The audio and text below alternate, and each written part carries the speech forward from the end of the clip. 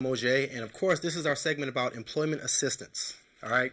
Now, I've been told that I always find pretty good jobs, and I feel that I have some interesting perspectives on what helps me get those good jobs. I haven't found a whole lot of them. I don't just bounce from job to job to job, but the jobs that I have had I've been pretty blessed, and I've been in positions where I've done hiring, I've done staffing at various levels. So I pretty much have a lot of tips that I want to, share with you guys in terms of people that are out there looking for work. All right. Now, later on in the show, I actually have an interview with a gentleman from Workforce Development. Rick Ferrand gives me a lot of good material, a lot of good information, so wait for him. He's going to give you even more stuff to help you know what employers are actually looking for and some of the ways you can secure some really quality jobs here in Midwest. Now, one of the things I want you to remember, and I actually have cue cards for this because I have a lot of things I want to make sure you guys get. When you start your job search, make sure that you have the right mentality. Okay? Now, the mentality that you have, if it's a shortcut mentality, a hurry up because I know I'm going to find a good job real quick mentality, you're going to cheat yourself. You are definitely going to cheat yourself because anything that's out there that you don't know about because you just went at your the way you did your job search was kind of haphazard and you didn't have much organization, you're going to cheat yourself when you hear about, hey, you know that they were hiring over here for this much more than what you're making right now. Or we say, hey, you know, this company has a better benefits package, but you didn't apply here. Well, that's going to come from taking shortcuts. So the first rule is don't take shortcuts. All right?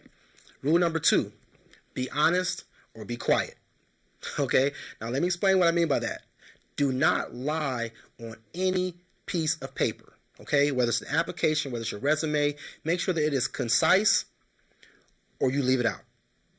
Don't be vague. Because I'm telling you, if it's vague, they'll start digging into it and you'll eventually either lead you to a lie or to something that you didn't want to discuss. So be honest with yourself. Don't take any shortcuts and either be honest or be quiet. Here we go. The first thing you have to do is you have to consider what kind of job you want. Okay? Know where you want to be. And that comes from knowing what you're good at doing and what you know you can do for a long term. Knowing your job history and how you perform in certain types of jobs is going to be helpful also because you may have been in an office environment before and it may have not worked out well for you. You may have worked outdoors and it may have not worked well for you. So make sure that you kind of can conceptualize about the right type of employment for yourself, to know what you want and what's the best environment for yourself, and go after that. You're going to be happiest where you're going to be happy. So try to find yourself a position that you're going to be happy and target those jobs. Okay? How you target those jobs? Basically, you make sure that your skill set is where it needs to be. Find the criterion for the ideal jobs and make sure you meet all of the criterion. If you don't meet the criterion, do not waste your time. Get yourself together first. If it means going back to school, if it means taking some classes, even a technical course or a workshop, do what you have to do because otherwise you're going to be wasting some employers' time by not being qualified. The reason they put their qualifications and criterion out there in the beginning is because they don't want to talk to you unless you meet those criterion. Also, you're going to have a lot more confidence when you know that you actually apply for a job that you actually deserve, a job that you actually can do and perform the task. Now, before you actually get started actually looking for a job, you have to collect your resources. Now, this is very important, and a lot of people do not do this. And some people do it, but they don't look at it as an integral part of their job search. Assemble your resources, whether you're going to use the unemployment agency in your city, online resources, hot jobs, Yahoo hot jobs, temporary agencies, of course, social media, friends and family. Make a list of all your resources. Anyone who's in a hiring position, any jobs that are known to be lucrative in your area, make a list of all your resources first. Now, assemble your resources in a manner in which make a list out of them so that you can check them and find a process. I'm always into processes, but you want to implement a process of going through those same resources on a regular, daily basis and checking them all. Okay? So before you're checking for jobs, you're going to get all your resources together. Every place or person or entity that will help you find a job, you get all that together. Okay? Now, your resume and your cover letter and your reference sheet. You have to have them all. So go ahead and before you start looking for a job, perfect your resume, your cover letter, and a reference list of at least 8 people. Now, typically when I make my reference list, I would like to use people who have nice titles like teacher, doctor, pastor, manager of a business or something like that, a business owner. So look at the more lucrative friends that you have or people that you've worked with and dealt with who have favorable opinions of you, contact them in advance and let them know that they're going to be on your reference list. And if you take your time, you don't have to lie about how long you've known anybody. You can use actual real references of people who actually support your work ethic. Hopefully. Okay, I don't know what your work ethic is though. Now, do that for each type of job, each category of employment that you want to look for. If you're going to look for work in food service, then make you a food service resume and cover letter. If you're going to also look for work in construction, make you a construction cover letter and resume. None of those are even valid until they've been looked at by someone who has a master's degree or who's been in a corporate hiring position at least once in their life. I talk fast, so I'm going to say that all one more time. Complete all the resumes and cover letters for each category of work you're looking for. Have it viewed by someone who has a master's degree or who has been in a corporate hiring position before.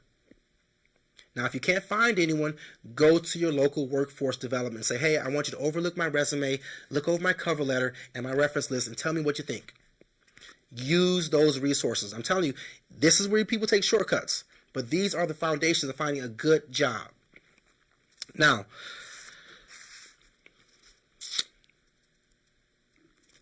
when you start looking for your job and you start to actually work those resources, one of the common mistakes that people do, they fill out half of a resume or they fill out half of an application and then they move on.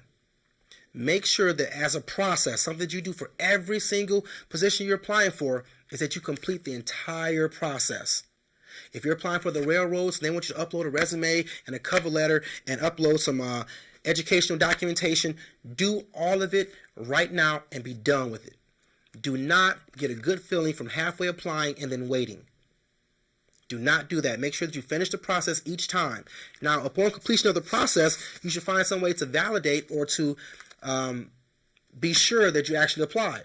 I actually applied for a position, and although I'm pretty good on computers and I think I did everything I was supposed to do, the application never went in. They never received my application, my resume, and my great cover letter. Nobody actually seen it until I called in the next day to make sure that someone got it, and they told me that they didn't.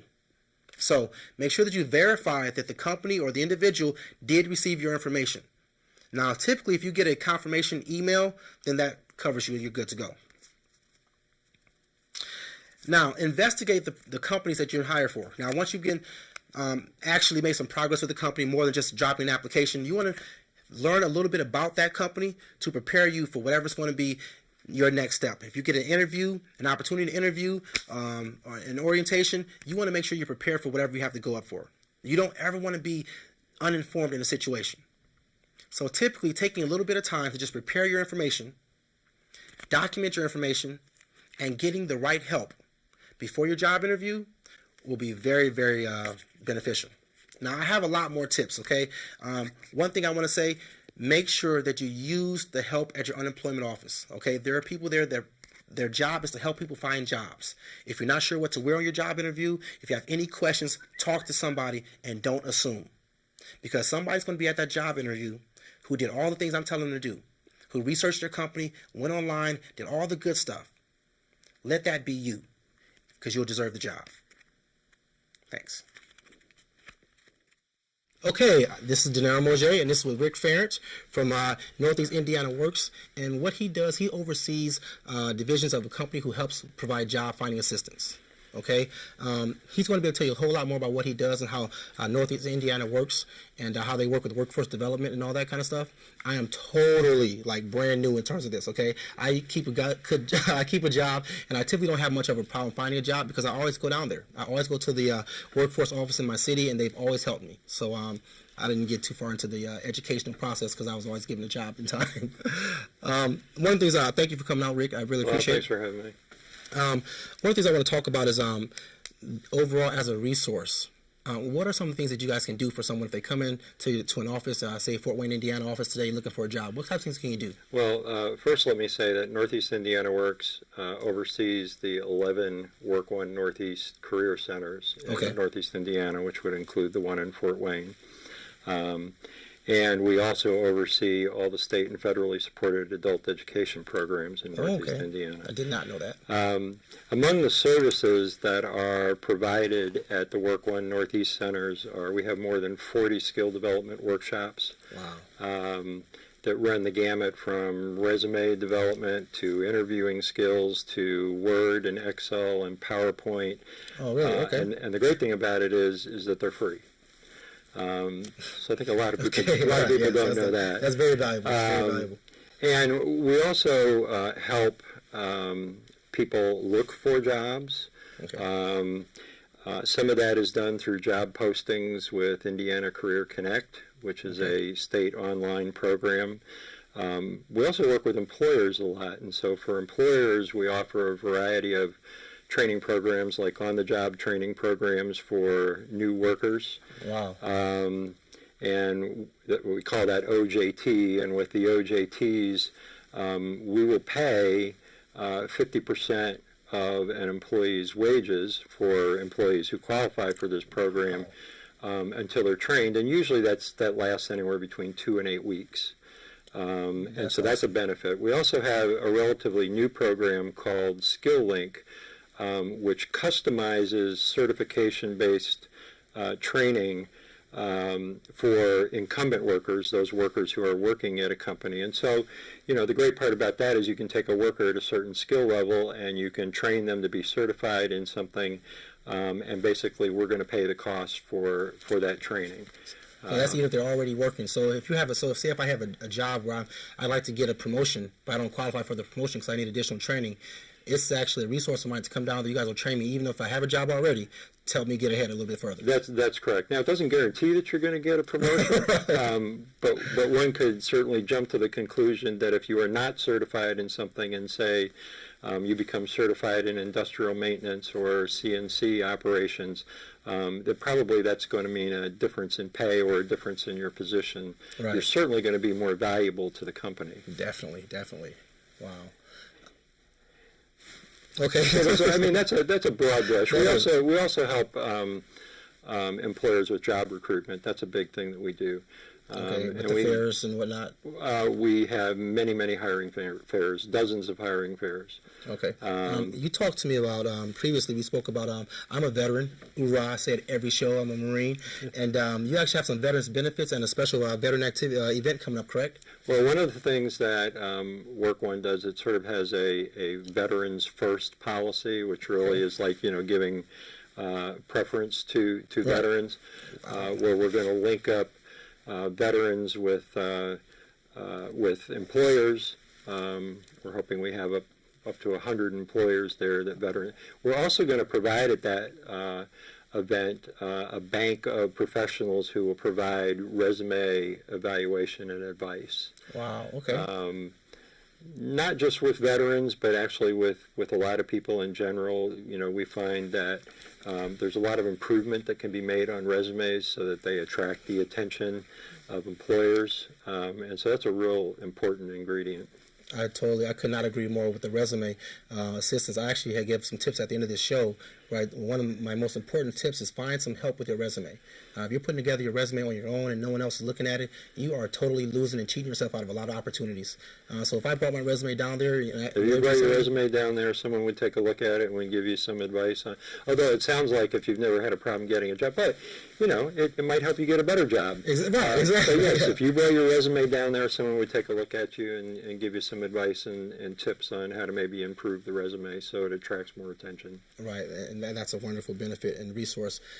Also, so for other people who are working jobs that they may not be content with, do you guys have resources to help them also in terms of finding another job even? Well, certainly they can come down to a Work One Center and talk about what they're interested in, and we can take a look and sort of determine what their skills are now, what skills they might need. So yes, we can. Wow. We can do assessments for people. And that's very powerful because this show is definitely about empowering people and moving forward. So just because you have a job, that doesn't mean this show is not for you. These are resources that you can use toward getting to exactly where you want to be. Some of us are working jobs because that's where we were hired at. But it may not have anything to do with our 5-year plan or our total direction in terms of accomplishing and fulfilling our dreams and our destiny. So this is definitely a resource. I definitely appreciate that bit of information. You say you guys have adult education programs as well? Yeah, the adult education programs, like for instance here in Fort Wayne, it would be the Anthos Career Center. Yes. And a lot of what the big focus is now, really is on creating career pathways for people. And if I can just sort of step a little bit off of that, although adult education has a good deal to do with that, we've come to the conclusion, when I say we as a community, and in fact the state is putting a big emphasis on this too, and that's career and technical education. And by that, it used to be called vocational education. Okay, right. And so we've spent a lot of time as a society in pushing people towards four-year degrees and saying, that's the end all. But the issue now is that we have a lot of jobs that are available for people who are trained in technical pursuits. And really the awareness of looking at different kinds of career pathways really needs to start in middle school. And it needs to move all the way up into high school so that somebody can take a look at their options to this degree. Well, maybe I need to go get a four-year degree. Maybe that's what I'm cut out for. Maybe I need a two-year degree. Maybe I need one of those technical certification programs so that I can go get one of the in-demand jobs now. And among the in-demand jobs that we have now in the region are things such as CNC, which is computer numerical control, industrial maintenance, which maybe sounds a little bit pedestrian, but it's really high-tech savviness on the part of these people that do these industrial. They have to look at all these machines and understand how they work and fix the machines and modify the machines, and it's really pretty intensive. Right. We also have a great need in the region now for welders. And welders. While there are welders who are not certified, it would obviously behoove somebody to become certified. These all sort of fit into the whole manufacturing mosaic. And so we were talking a little bit before, so we are out of the recession. Right, definitely. We are out of the recession. Yes. Okay? And there are jobs out there. And a lot of the jobs right now in the region are in the manufacturing sector. And yes, they are looking at people who maybe have a modicum of skills, but they're also looking for people who are skilled in some of the areas that I just described to you. Right. We have a great need. There are hundreds of jobs in manufacturing in Northeast Indiana right now. Wow. Well, basically, one of the most important things that you just said is that we are out of the recession, okay? That there are jobs available in the market, and there's a place that you can go where they can help you find the job that you're looking for, or if you're already working a job and you want to move to a higher level, and this is all about motivation, okay? If you're working a job right now, 5 years from now, if that job is not part of your 5-year plan or part of your dream, then you should definitely come to a workforce office and get some additional skills to get to a higher level. Because if you're working for money. And if you can get a higher position and get more money, then that job's going to be helping you benefit and accomplish your goals a whole lot faster. Okay? So that 5-year plan, maybe you can accomplish that goal in 4 years. Think about it. Yeah, one thing I wanted to add was we help people look for jobs. We don't land the jobs. Right. They can't. He can hire you for someone else. Okay. And the important part about this is that if people want to be employed in today's workforce, they need to do the work. They need to do the homework. Right. They need to skill up. Okay. Right. And you can't just expect to walk into a Work One center or an employer and just say, I want work, without doing the pre-work. Exactly. And I think that's an important message that we have to get out there. But I think the benefits are tremendous. I mean, some of the jobs that I talked about, while some of them may start in the $12 to $14 range, if you're certified, if you're educated, if you have a good work ethic and you're working hard, you'll move up pretty quick, and you'll make a good family-sustaining wage. I definitely agree with that. I never knew what CNC stood for. I drive past a place all the time. They have a sign out, CNC workers needed. I don't know. I thought it was like a nurse's job or something. That's CNA, right? Yeah, basically you're running, lathes and milling machines. Right. Yeah. Well, Rick, I definitely appreciate you for coming down here. I want to.